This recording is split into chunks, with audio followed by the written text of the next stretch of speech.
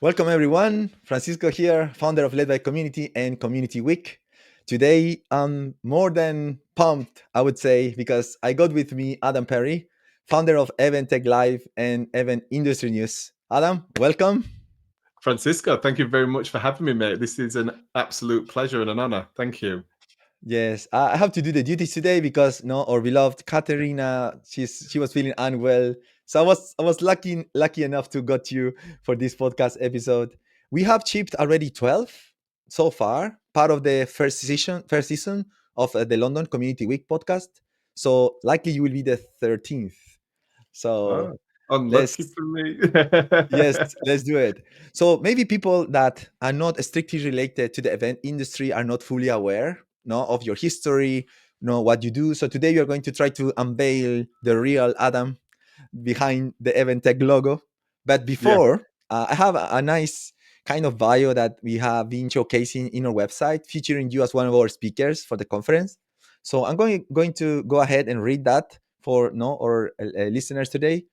It says Adam Parry is a driving force in the global event industry, known for championing technology, sustainability, and meaningful connections. As the co founder of and editor of the Event Industry News, he has spent over a decade shaping the conversation around event innovation, emerging trends, and industry best practices. Beyond Event Tech Live, Adam is the co founder, also the Event Sustainability Live and the Event Technology Awards. Actually, I was invited to be judge in the Event Technology Awards. Pumped. Those platforms that celebrate cutting edge event solutions and drive progress in digital transformation and sustainability. As a recognized thought leader, Adam regularly shares insights, moderates discussions, and creates content that push the industry forward. Whether on stage or behind the scenes, he has dedicated to empower event professionals with knowledge, tools, and connections to create more impactful experiences. So even though this reads like event stuff, also you can read between the lines the community feeling, right? It's I think that yes or yes, they are connected totally. Yes, I love Absolutely. it. Absolutely. So well, we read a lot of what you do, your name, but to kick off, because this podcast is about communities, please give me your take. Which communities today are you involved with? Sure. Actually, I'm involved with a number. We are part of the same community. First and foremost, the People in Events Network by Valentino Ruffini. She's one of those people that has brought an amazing group of people from all different walks of the events industry together. I'm a member and community participant in the Association of Event Organisers. And while they're an association, actually the most valuable part that I get from that is the smaller working groups and communities that they build around different verticals within operating an event business, whether that be digital engagement, operations, sales, financing, those kinds of things. They're super, super valuable to me. So those are kind of some of the kind of core ones. We're also, as an organization, also supporters of NAWI, which is the network of women in events community. We're also a supporter of women in exhibitions community. So individually and as an organization, we're kind of involved in quite a number of event industry communities.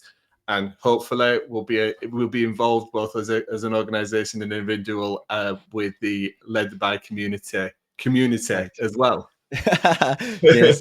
You know we did the name on like the name tricky on purpose because Yeah. like people need to think twice. Led by community like also sometimes people think that the name of our brand is led by. Ah, Makes right. sense Yeah, because yeah, it's yeah, tricky, yeah, yeah. but our Yeah. brand name is led by community. Mostly it's Yeah. a playing game with this approach, community led growth. Yes. Yeah. Led by, that was kind of the idea behind this, but yeah, no worries. Yeah. Today is not about led by community, it's about you. No, now thank you for sharing, no, like most of these communities where you are involved. No, I also know Kat that is running Noe actually. She's also a great professional. And then what if no, if we could say every no every community builder has kind of the beginnings, an origin. What would you say is this the beginning of your history, as a event professional, event, I would say event tech advocate, and community builder? What Yeah. would you say? That's a really, really good question, Francisco. And I think I never planned to be in the events industry. And let me say before I get into that, I think communities and events are symbiotic. They coexist and support each other very much for actually the same fundamental reasons, which is creating connection between people, right? And the growth in which it comes, you are stronger together as a community. And events are the product and offspring of communities, and events are also the driver of communities gathering and becoming and forming and developing and even just being created, right? Because people get together and they find fellowship in those people, and they want to have more regular contact around. Even, it could be the events industry, but there's a thing within the events industry that they're so passionate about that they form a community around. So I think communities and events are fundamentally different in their objectives, but actually very, very complementary and symbiotic in the way that they work together. But I never imagined getting into the events industry. I fell in it totally by accident. But what keeps me in it is the community. And they're in various different parts. I started very much in my career out in what I would call the festival and outdoor market. So, things like Download Festival and British Summertime and those kind of events that take place. And there's a community there of, really professional, high-end delivery operators in delivering these mass participation events for all these different peoples, for all these different types of music and reasons and stuff like that. And I think that really what drove me there was just how passionate those individuals were about the market that they served, and how much pride they took in delivering these world-class events all over the world. That led me into kind of exploring other aspects of the events industry, whether that be corporate events, product launches, trade shows, and things like that. And I could see this theme of people and communities replicated across all of these event types. And I think actually what I class now my community is this sphere of event technology and innovation. That's not just suppliers, it's not just buyers, it's everybody in between trying to grapple and harness technology, maybe for their own businesses, maybe for their own roles within those businesses, whether you're marketing, operations, delivery, whatever that might be, trying to use things like ChatGPT and StreamYard and all of these things and tools to kind of run both a business, but also an event, and also your own day-to-day work. And I really found my community there because I'm a huge first adopter when it comes to technology. I'm already running the latest beta 26 for iOS on all my devices. I'm the first person to get the latest gadget to kind of test it out and things like that. And I really found my community there because there was two sides of things. There was those individuals that I would class as the event technologists, passionate about leveraging technology to bring people together and provide a better experience and a much more insightful experience for their organization as well when it comes to data. And then also the supply chain, right? Lots of companies, over a decade ago when I first started out, some of the companies that we recognize now as companies that are, some of the mainstay event technology names were literally startups at the time. They just launched into the industry trying to provide these technologies. I will mention one organization because I've got a very, very fond place for them. There was a company that's now called Events Case by a gentleman called Jose Bart. His first foray into the events industry was the idea of this platform called Pick Event.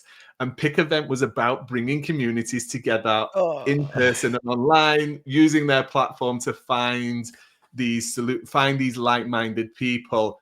That evolves now into this Events Case full suite of technologies, from registration to agenda planning. You name it, they do it. And I remember Jose when it was just Jose, right? And he was just one person. And we built a relationship, and he's part of my community now because we've been through this journey together, both of him as a company, as a startup growing into this established business, and me the same as this, young guy that had an idea to bring all of these people together with an event. and we've all grown together. And I think that's one of the most beautiful things about communities, is that you can come in it as a fresh individual, whether that's you're just starting out in your career, whether you're just starting out a business. You can work and connect with people that are much more experienced than you and learn from them. You can all grow together and support each other. Yeah.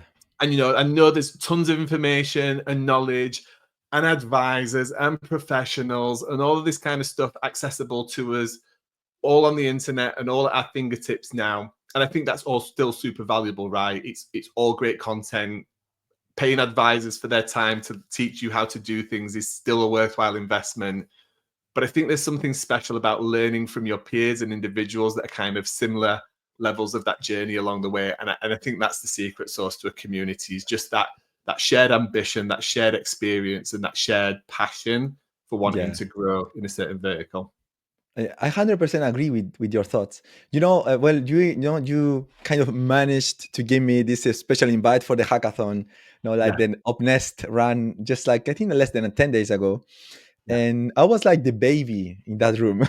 Like I was seated, in one of the tables with head of event operations of Hive, head of yeah, operations of Excel, no, even like director of operations of like Clarion, like yeah, was like very big weights in the events industry, sharing their own big challenges.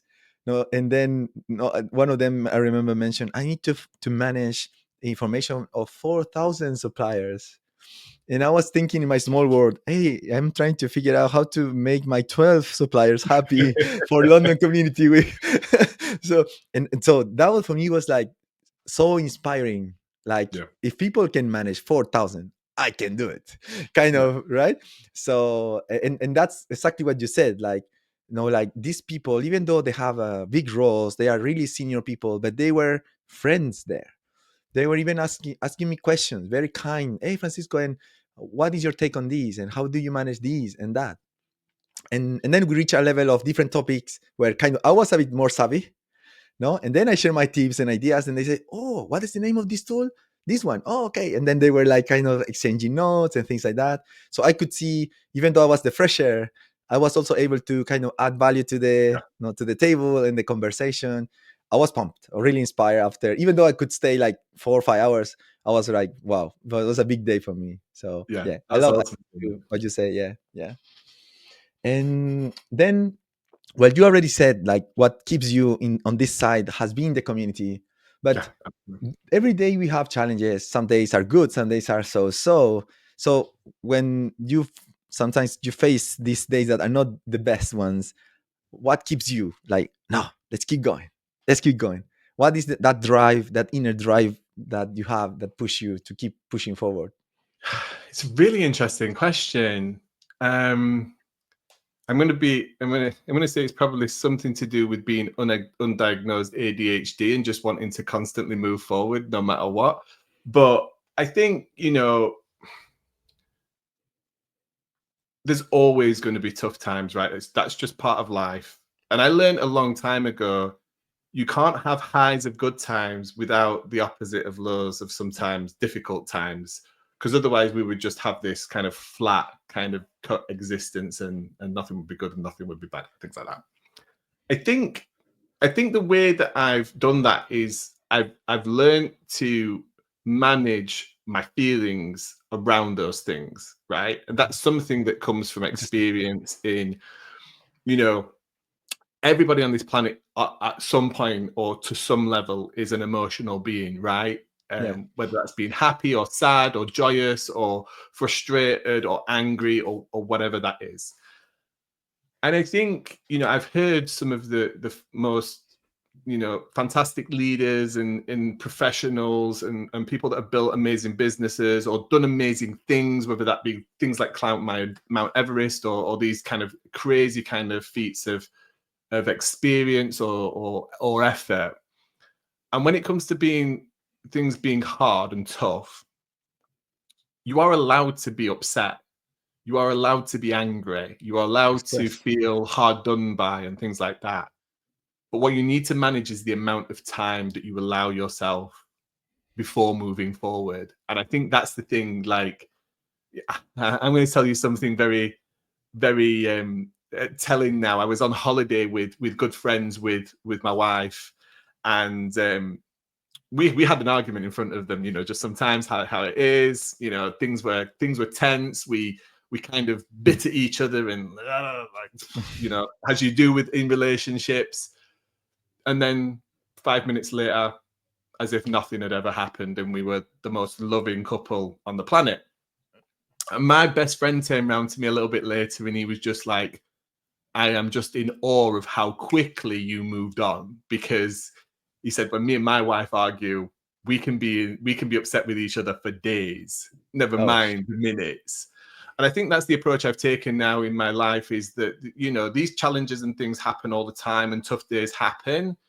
Just try and manage and control where you're putting that energy, and the energy that you're putting into being upset and angry and disappointed or anything like that don't worth can it. be redirected and put you on the path of moving to a more positive day, kind of thing. Yeah, So yeah, I think that's that right. that is a smart approach, 100%. Yeah, like it's okay to have feelings. We are humans. We get mad, but yeah, move on quickly. Yeah, this Yeah, is good. I move like on that. quickly. I like that. We have one question here. It's a bit down on the list, but I think that is related to this conversation right now. Like, we want to talk about fails, but quickly, right?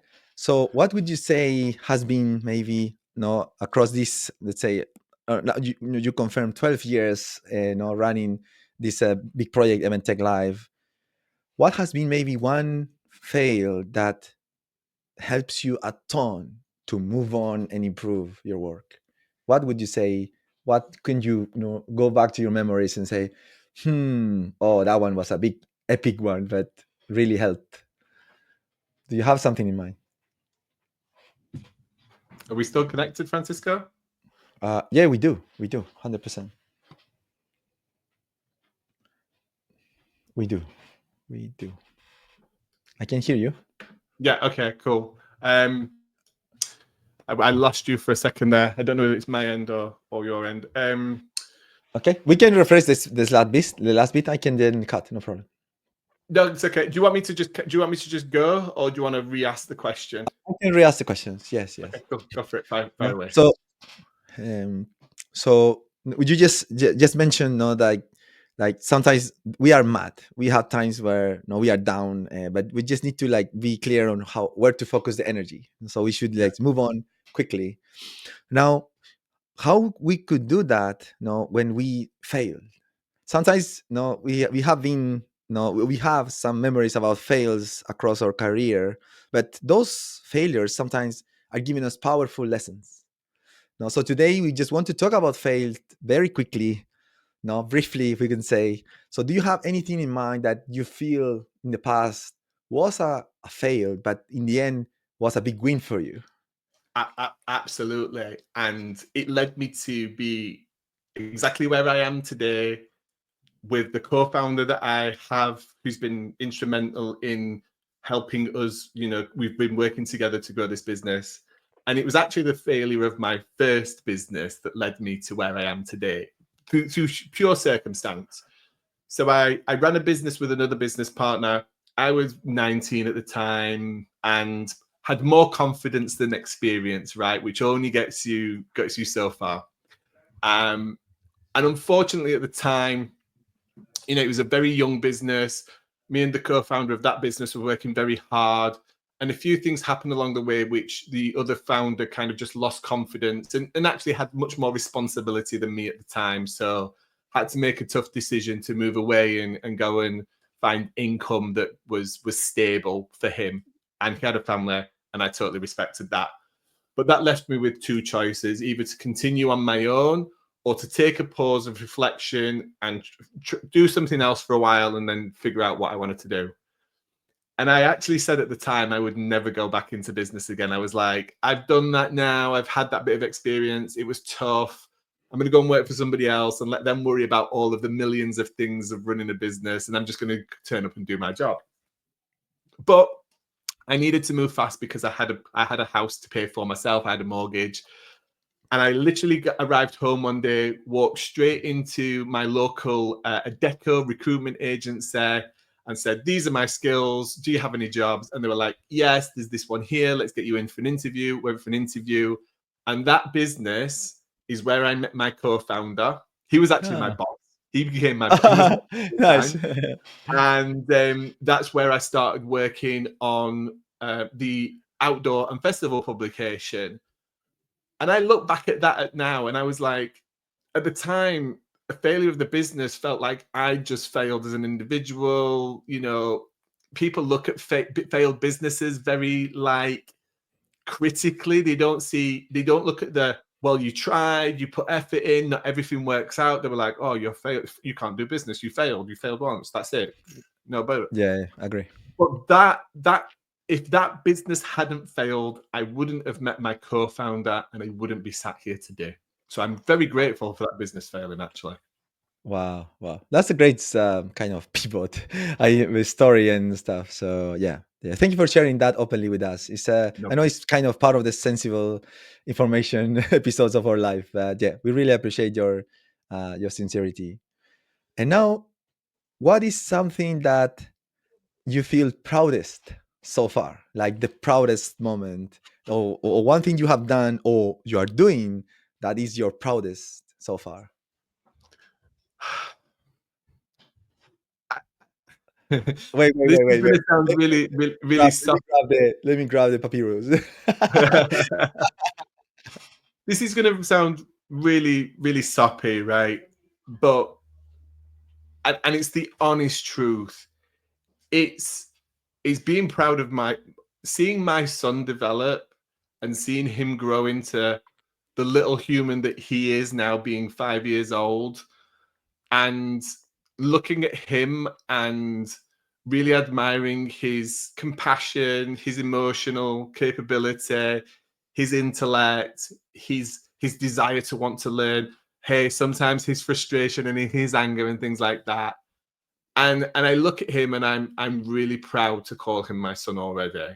And I think that's the Oh, thing love I'm it. most proud of, because I look at that and I'm like, children are a reflection of their parents and things like that, right? So I think, and that will be my proud. I'm sure there will be other proud moments through my life where Jude is a part of that and things like that. But you know, who he is and who he's coming to be, kind of is above everything else at the moment in Nice, time, because nice. there's no financial gain to it. In fact, it costs. Everybody knows who has kids. It so costs so much money, and it's pure. It's pure visceral. It's pure feelings and love and all that kind of stuff. And I just don't think it can be replaced by anything. Yeah, To be honest with yeah. Wow, that's amazing. I'm father of two dragons as well, but they you. I know you these were are saying it. no two dragons, Mia and Lily, 6 years and 2 years.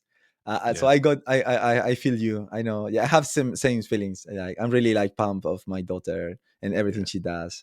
Yeah. yeah, yeah. Plus they are so cute. So yeah, yeah, he's the best. I love it. I like that. Now, well, this podcast is London Community with Podcasts, and you are one of our speakers. I would Yes, say give us a hint. Come on, what are you going to talk about?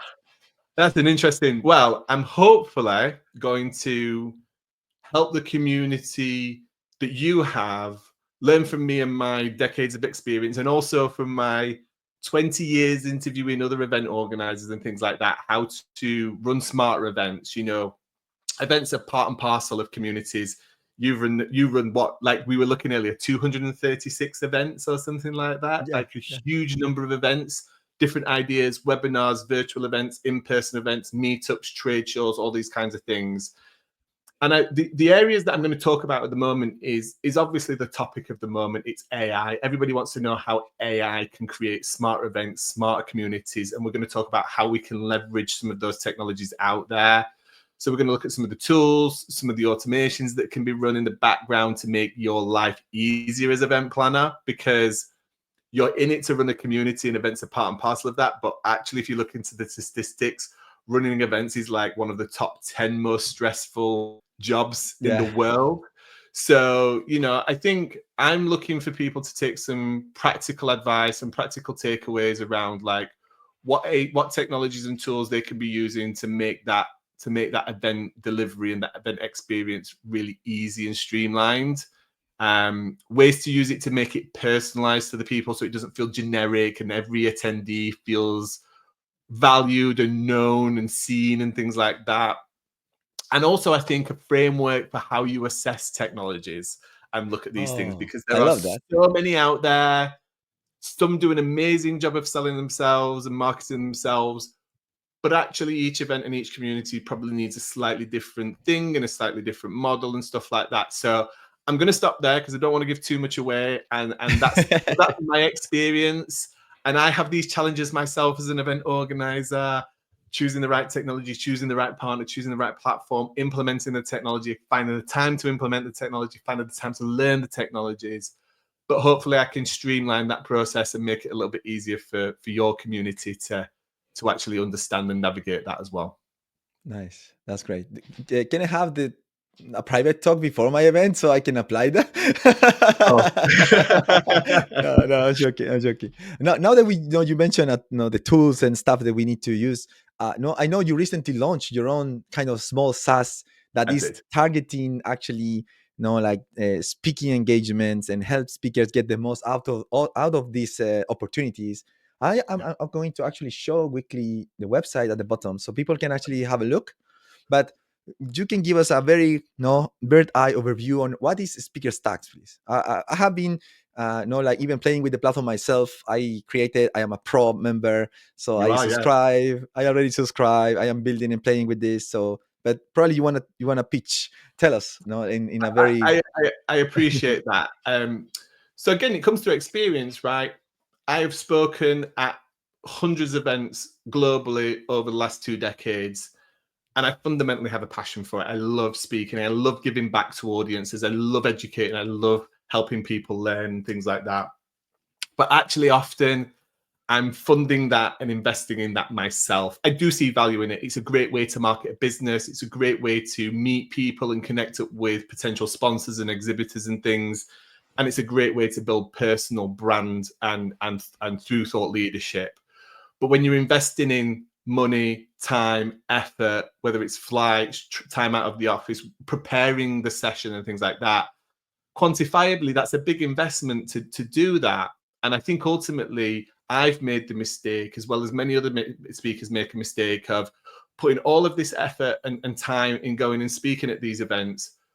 And ultimately the topic is generally relevant to your target audience, who you're trying to reach and who you're trying to engage with as a community, but hasn't thought about the way to connect up with that community or that audience at that moment in time. I've been there so many times, Francisco, where I've taken to a stage, I've been in front of an audience of maybe 100, 200 self-selecting individuals that have chosen to come and see my session. And I've walked away not knowing who any of them are at all, yeah. not even the name, not where they're from, what they wanted to come to that session for, why they were interested. So I built speaker stacks really as a way to have a value exchange, right? And I think that's really important.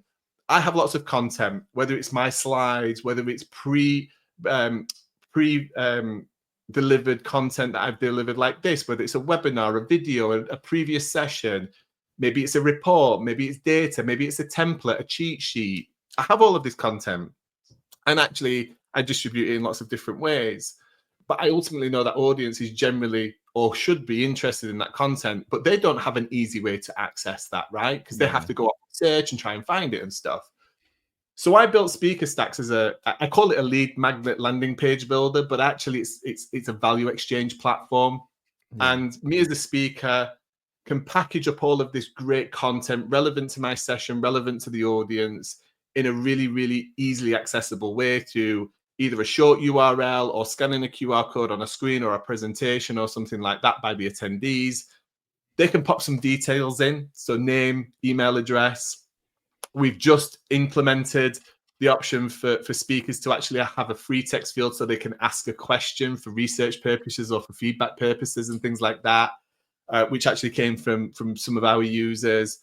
So in some respects, it's research, it's feedback on the session or the topic, or it's kind of data collection on that side of things. But it's also lead generation. And what I mean by lead generation is yes, access to opportunities to grow as a business, to drive revenue into the business, but also ways to grow audiences and subscribers and things like that. Maybe it's to a podcast, maybe it's to a mailing list, maybe it's to a Yeah. LinkedIn page or something like that. And I've just created what my vision for Speaker Stacks is, just to create a platform that is so simple and easy to use. It takes all of the stress out of trying to build all of that stuff together yourself using HubSpot forms and QR code generators and other things. Yeah, And the other I thing agree is that it simplifies the whole operations on that. It's like, hey, put the name, attach the file, add the fields you need, up and running, just like 5 minutes. yeah, yeah. So And when and even if you forget, you're like, oh, I'm going on stage. You can jump into the platform. You can duplicate one. You can rename it. You can remove or shuffle around content, and you're ready in 90 seconds. Literally yeah, 90 seconds. yeah, And I think one sounds final thing that I'll just mention on it is, there's a challenge out there of data collection for anybody in a marketing team to make sure that that data has been collected compliantly in the right way, so that they can use it from a marketing perspective without fear of reprise, shall we say. And we've gone through this platform with GDPR lawyers, with compliancy data privacy lawyers, to make sure that if you're a marketer and you're sending your team out there to speak at events using our platform, you can be rest assured that everything's been compliantly collected, so that you don't have to worry about how it's come to be in the hand. I've seen so many events, so many suppliers actually go out there and get the full list of attendees and actually leave themselves wide open to be in yeah. hot water should anybody Makes come sense. back to them I and think say we you should can't use we should it. rebrand. We should rebrand Safe Speaker Stacks. Safety text, yeah. But That's that's great. it. Thank you Just for to sharing. challenge myself, and people are already using it in the wild. We had a lady called Leanne Velke the other day use it. She's actually, believe it or not, a registration form expert. So if there's anybody that could create a solution like this, it's Leanne, right? Yeah, But that's she great. compared it to how she usually does things, and she was like, it's so much easier, it's so much more straightforward. And she actually collected 50% of the attendees that was in her Oh session. wow, that's insane. So yeah, Yes. So I think that in general, what we can get out of Speaker Stack is fantastic. No, for yeah. I'm not like kind of a heavily speaker yet, but I am building my way. No, so I really value this tool because keep things simple. And we are going And to keep a what I link want in the. Sorry. what I want it from it as well, Francisco, is you're starting out on your speaker journey. You want to do more of it, right? So let's get you generating value and connection through that audiences early, so that you have more money and more revenue to invest in going and speaking at more and more events, right? Rather than Yeah. constantly using your own budgets, because you just have to keep funding it from a marketing perspective. You want to see the tangible return on investment, right, from Yeah. speaking, and hopefully we can help support that as well. Yes, love it. Thank you for that. So I think that we are going to keep a link for everyone no listening. We are going to keep a link of Speaker Stack there. Probably Adam is going to give us a coupon. Shh, don't tell anyone. Oh, So you can, absolutely. we can have our special led by community deal. But yeah, has been a pleasure, man, to have you today. Also to know that this exciting topic that no is going to be packed with your years of experience in events and community. So I'm just looking forward. That's it. Honestly, we have 46 speakers, 2 tracks. It's going to be an insane party. So I'm really looking forward. Again, Adam, thank you for everything you do for the industry. I'm loving it. I recently kind of started to get embedded into the whole event tech stuff, and I'm really pumped. So again, thanks for being with us, and for everyone else listening. See you in the next one. Thanks for having me. Thanks, Adam.